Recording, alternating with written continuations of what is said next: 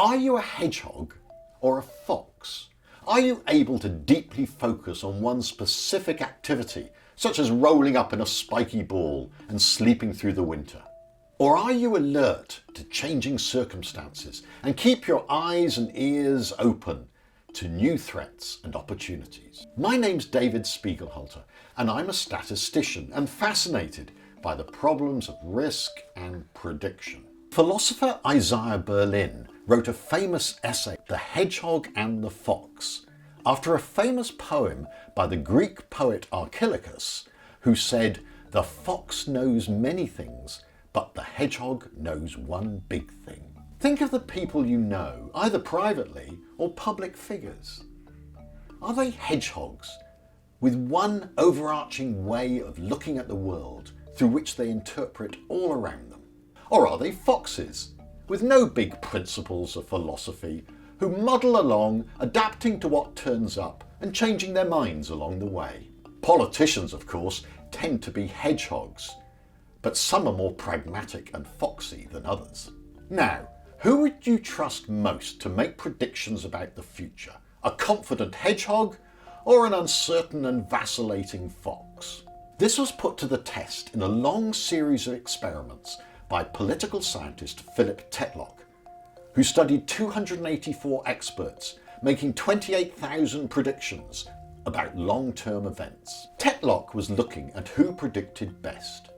And mainly it made no difference whether the forecaster was an optimist or a pessimist, conservative or liberal. The only consistent pattern was how they thought, not what they thought. He found that foxes were much better at predicting than were hedgehogs. And hedgehogs were particularly poor at subjects of which they were experts. They were just too confident in their forecasts. A classic hedgehog was the historian Arnold Toynbee, who in 1947 was declared Time magazine's Man of the Year. Others wrote that he was the most renowned scholar in the world, or a universal sage, largely because his great work, A Study of History, spoke to the biggest fear of the time, that nuclear weapons were going to end civilization. Toynbee made the confident and comforting prediction that this wouldn't happen, because it was in opposition to his self-proclaimed scientific theory of history. Toynbee thought that Western civilization wasn't nearly done yet, because it hadn't reached the stage of universal government and a religious renaissance. All 23 civilizations he had studied had done so before they collapsed, and so would the West. He thought the golden age of universal government and religious observance would start around the year 2000. His peers were sceptical, and they were right. Today, Toynbee is hardly remembered, except perhaps as a classic hedgehog. In his book Future Babble, Dan Gardner identifies 3 characteristics of good forecasters. Number 1, aggregation. They use multiple sources of information, are open to new knowledge, and are happy to work in teams. Number 2, metacognition.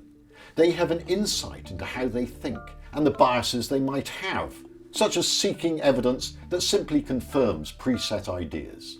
Number 3, humility.